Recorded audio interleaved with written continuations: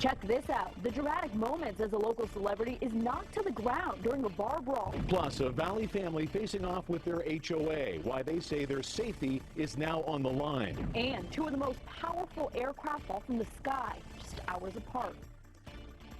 The pilot in the Blue Angels Hornet that crashed in Tennessee did not survive. The other jet, an Air Force F-16, is part of the world-famous Thunderbirds demonstration team based in Las Vegas. The Thunderbirds pilot is alive tonight after he was ejected from the aircraft. 13 Action News' Christopher King is live at Nellis Air Force Base where the Thunderbirds are based. Yeah, Leslie and Steve, this is where the Thunderbirds are based today. One of their top pilots is forced to parachute to safety before his plane crashes to the ground. Now, the Thunderbirds were doing a flyover at the U.S. Air Force Academy today. Moments later, this F-16 fighter jet crashes. The pilot, Major Alex Turner, ejected to safety.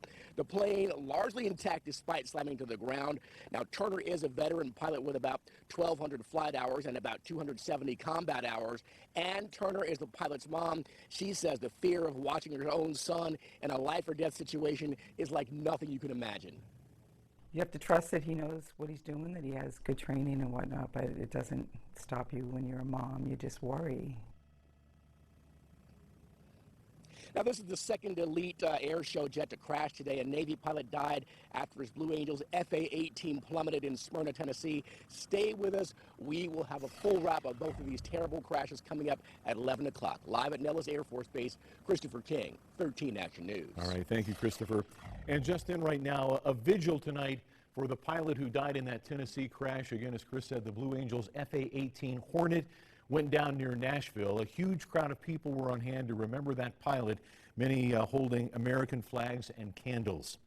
The Navy says that its team was practicing for an air show this weekend. It's unclear how this crash happened, but according to witnesses, the pilot sacrificed himself to avoid a bigger tragedy.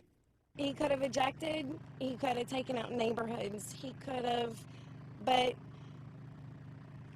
he chose to ride it down to the end. The U.S. military and the FAA are investigating that crash. And breaking news right now, reports of multiple clashes between Trump protesters and supporters during a Trump rally in San Jose, California. Videos are popping up all over social media. This just one of them. You can see here a Trump supporter hit in the head by an egg as protesters cheer around her. Many of those videos we're seeing we can't even show you because they're so vulgar. But clearly things are getting testy there. We'll continue to stay on top of it and bring you the updates as we get them. Now to some breaking news that we've been following with weather in Texas. 13 First Alert Desert Doppler shows the threat right here. Rains continue to flood the state, causing massive evacuations and rescues. We just learned that 5 Fort Hood soldiers are now dead after their vehicle overturned in swift water. Tonight, 4 are still missing. The Brazos River is already at record levels and it continues to rise. Cities that run along the river look more like a big lake.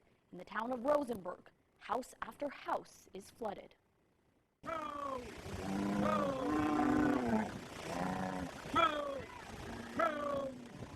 Even the livestock can't escape the extreme flooding around Houston.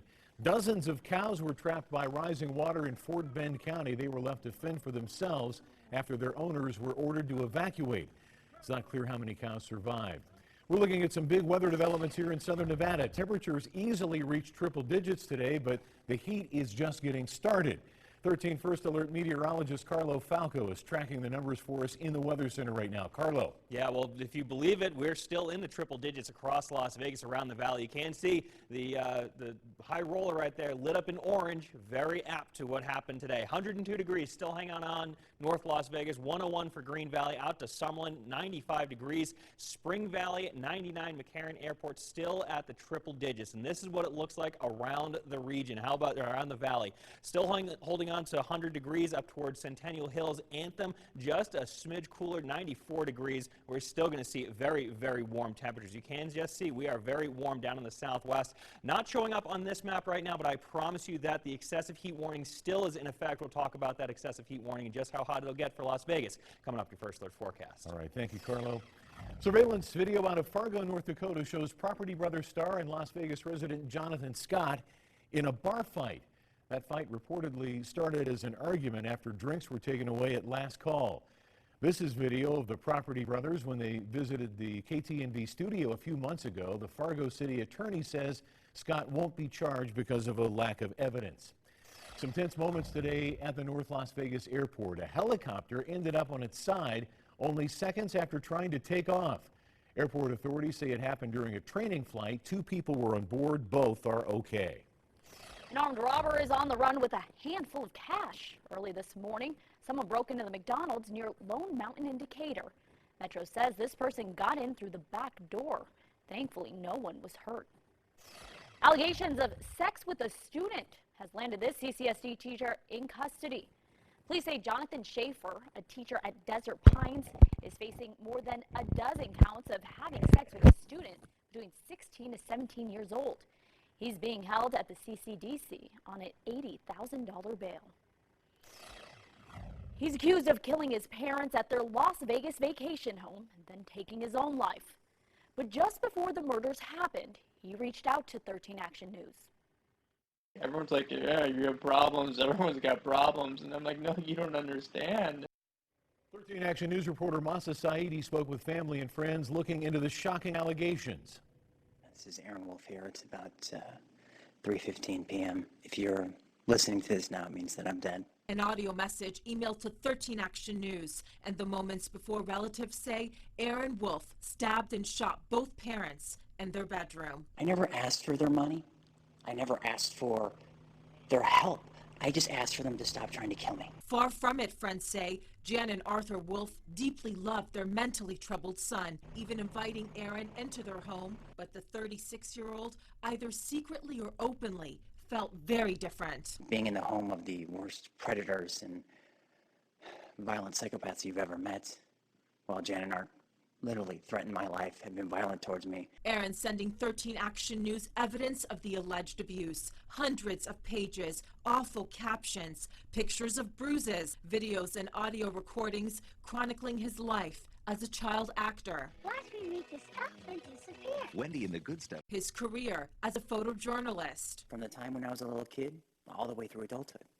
My smile has always been genuine and always happy and loving. Aaron saw himself as a victim who allegedly endured years of physical and mental torture. His final act, he says, was to send a message. The people who knew me, the people who had a legal obligation to protect me, they never did their job. Masa Saidi, 13 Action News. A Valley family is taking on a fight for their safety. I'm angry and I'm scared. I basically have fear for the life of me and my child. Now it's coming down to their HOA and why the family says it's opening the door to criminals. Plus,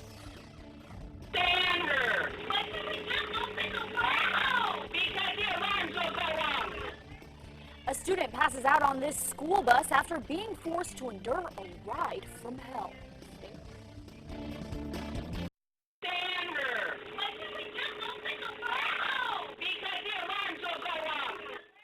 a Washington State school bus driver is out of a job after keeping the windows of the bus closed on a hot day. At one point, a young girl passed out from the heat.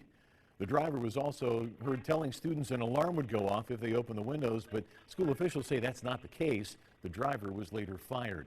Some shocking moments in a Cleveland, Ohio courtroom as the father of a murder victim jumps over a table and tries to attack the man who killed his daughter. Only moments earlier, a judge sentenced Michael Madison to death by lethal injection for killing 18-year-old Shirelda Terry and 2 other women. Their bodies were found in trash bags behind Madison's apartment in 2013. New tonight, the Las Vegas real estate market is red hot. Prices are going up and the number of houses on the market is coming down.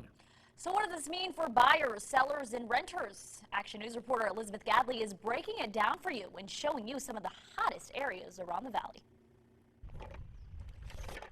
Expect to see fewer of these around town this summer and expect them to be taken down a whole lot faster.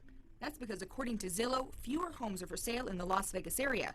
especially first and second buyer homes in the mid $200,000 range. June is going to be incredibly hot. We're expecting to sell about 3,500 homes in Las Vegas. For buyers, you'll want to be pre-approved first and expect to look at 10 to 15 homes and make 3 to 5 offers. You're easily going to have to offer 95% of list price if the home is in good condition, to upwards of 105% of list price, and that's not uncommon. Sellers, you're in luck. Experts say this is a great time to sell, especially if you have a medium-priced home. You can expect to get multiple offers and more money. When you get a multiple offer situation, you're going to come up a minimum of $10,000, but really based on the sales price. I would say the good rule of thumb is 2 to 5%.